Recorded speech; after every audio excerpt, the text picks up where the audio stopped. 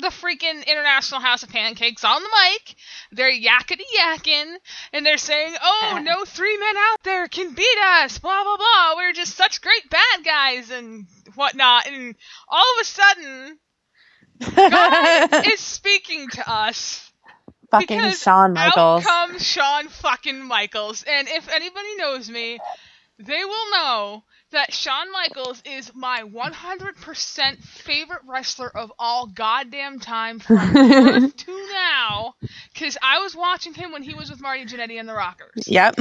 So here I am. I look up. I expect to see him come down and just cut a promo. No, he's not in fucking jeans. He is in wrestling gear. And that is when the tears came. Oh my God. Dude,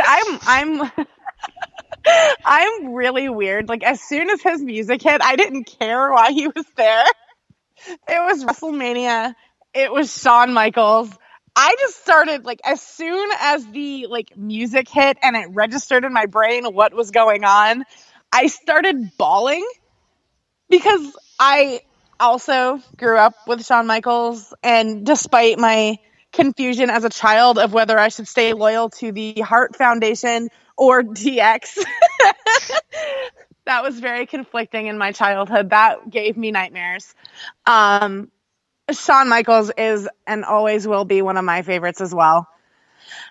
But then, you know, let's just pile on the nostalgia and fucking Cactus fucking Jack. Bang, okay? Bang! Fucking comes out and he's just like, hi, I'm here. It's WrestleMania. Do you want to be friends? And it's like, yeah, come on down, friend. Let's do this. And then, oh, no. It continues. It continues. Glass shatters. Dallas implodes. Out comes Stone Cold Steve fucking Austin. And everyone collectively loses their mind.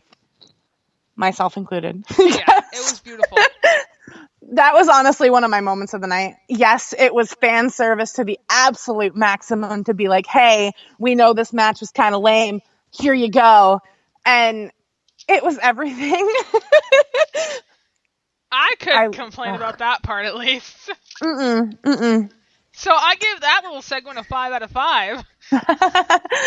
All right. Okay. Now they took the roadblock and they just blew the road off the map. Yep. The no holds barred street fight could have been so good. And yet it wasn't.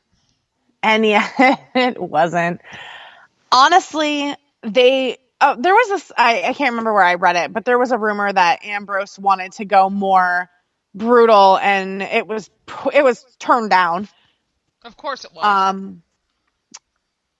I rolled my eyes when I read that, but they pretty much were like, no, we're going to stick to what's there, whatever. And the match just wasn't like, there was no, okay. So if I fucking have to watch like anybody complain about Cena or Reigns ever again, but they like promote the shit out of Suplex City, I'm going to punch them in the fucking throat. 13 suplexes in one match. What? Chirp, chirp, chirp, chirp. 13, not 4, not 6, not 10, 13 fucking suplexes. I can't even put my fucking head around that. Like, what? No! This was supposed to be a street fight. We're supposed to be seeing fucking kitchen sinks being thrown around, and here we are in Suplex City. I was so, like, checked out after, like, Suplex 5. I couldn't even deal with it. Like, he brings out, like, the chainsaw. It doesn't start. Go figure.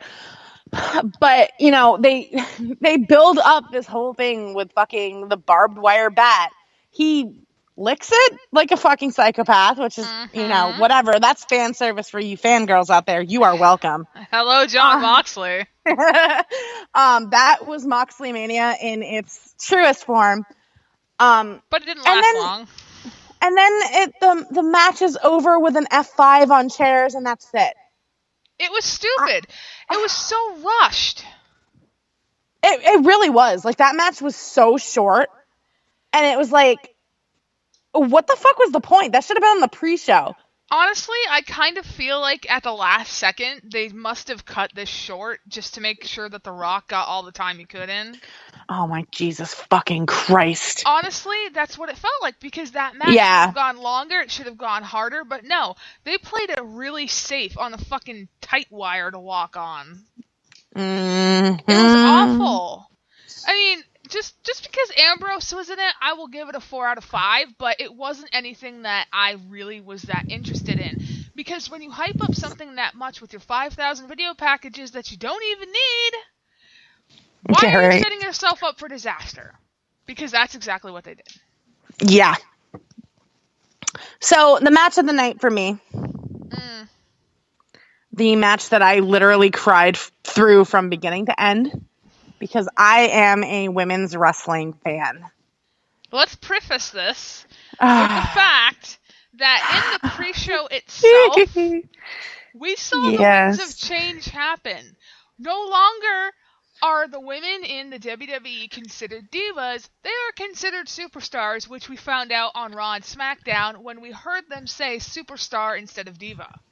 Now, with that, we got rid of that stupid, ugly-looking butterfly belt, and we have a beautiful red and white belt that is almost looking exactly like the one that the big guys have, but it's for the women, and it is fucking gorgeous.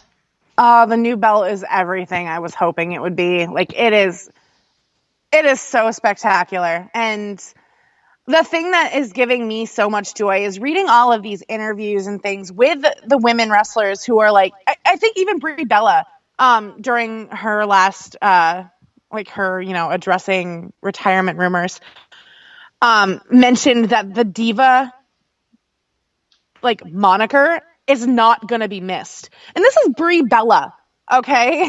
Like, Brie is one of those people who was very much benefiting from the diva revolution, and even she hated being called a diva. So let's just analyze that for 2 seconds. At the same time, it got such a negative connotation because it is pretty much associated with pretty girls who can't wrestle. That's it, just catty bitches. Yep. So going back to the women's championship, that gives me so much joy to say. The women's championship triple threat match of the night. 10 out of 5 stars to start with. Yeah. There were not enough stars in the world. So Becky Lynch comes out. I'm already a proud mom. I've watched this woman for years. I love this woman. Seeing her come out at WrestleMania, I was super emotional already. And seeing her make it, that the feelings were very real. And then Sasha fucking Banks, she comes out, and a little story as to why this wrecked me. My mother was the biggest Eddie Guerrero fan on the planet. And seeing how much Sasha respects him, idolizes him, she comes out in the gear just like a semblance, replica of Eddie Guerrero's Latino Heat gear, and I'm sobbing. Seeing this is her first Mania, watching her WrestleMania Diary stuff, seeing how much being at WrestleMania meant to her, and then seeing her come out in the gear that is very much one of Eddie's most iconic gears. I just absolutely was unconsolable through that entire thing.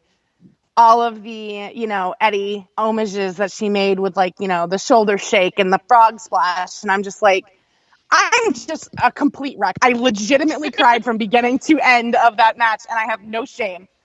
And then Charlotte just adds the fucking axe to my face, and she comes out in this amazing amazing robe that had her father's retirement robe sewn into her robe. Like the symbolic just importance of her like overall look for Mania. Just as soon as they verified that was like Rick's gear from his retirement, I was just done. Like there was so much like emotion, and the match itself was just unreal. Like it was everything that you would hope for from a women's championship match. For real. And then some. Like that match was just off the fucking chain. Like granted, the one part I hated was the ending. I wasn't shocked at all. But the ending the ending of that match kind of fell short for me because like fucking let her go over clean for once. Jesus. I mean, I think eventually it's going to end up biting her in the ass as far as how they book it, because at some point it's going to culminate into something where Rick tries to interfere and it fucks her over, and then she's not going to take it anymore. Yeah, so... The match itself was fucking spectacular. The ending, not so surprising and kind of dumb. Like, I don't care if Charlotte wins, I don't care if Becky wins, I don't care if Sasha wins, because at some point, you know all three of them are going to be holding this title. Yeah. They work too hard not to be able to hold the title. Oh, exactly. Exactly. But I understand their decision to put the belt on Charlotte because she has the Flair name, regardless of, like, if they acknowledged it or not. It's still in her lineage, so give the title to somebody with a famous name that was already in the company. So...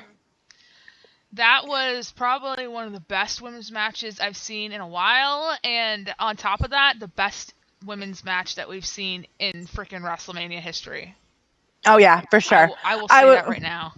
I was talking with Julie about it, during Mania, and I was like, honestly, this match makes the Lita, Trish, and Jazz triple threat years ago look like an absolute fucking joke. And I love and respect all three women that were aforementioned. I absolutely do. But these women are on a different level. Like, these women had to endure the Diva division, okay? Like, these women are fucking war challenged. Like, they know what's up. And, like, they've had to endure a bunch of shit. They've had to endure stuff that, Lita, Trish, and Jazz didn't. They never had to be the, quote, bathroom break. Like they were actually respected at that point. And these women they haven't had that. So, them getting the respect now, like they earned every ounce of respect they have. Because the women's division has absolutely been trash since, Lita and Trish retired. And it's not even them either. Molly Holly was another one who was fantastic. Yep. Never got her fair shake. Ivory, Jacqueline, like these women, like they paved the way, but the women now had to endure something far worse than anything they ever dealt with. But the worst part of that, though, is that these women that had to endure the Divas division, it wasn't so much the women itself, it was the fucking writing. Everybody just fell flat. Yep. So there was no way around it, and they, every ounce of respect they have, they've earned. Nothing has been given to them, and honestly, I think that this division that they're building now is going to make the era of Trish and Lita look like a fucking joke. Then that's a big, big thing to follow. Yeah, exactly. Like, you look back and there are so many talented, inspiring women. And honestly, if it wasn't for them, this women's wrestling, all of it would not be a thing. Exactly. I think, the time for stuff like ladder matches and cage matches and all that stuff that, you would see Lita in back in the day, that's over. We're never going to really see that again, because despite the fact that they do treat these women like actual people in sports, they're probably not going to be pushing them into a situation where they could get severely hurt. But that in a way forces them to actually push the boundaries of their athleticism, push the boundaries of their wrestling savvy,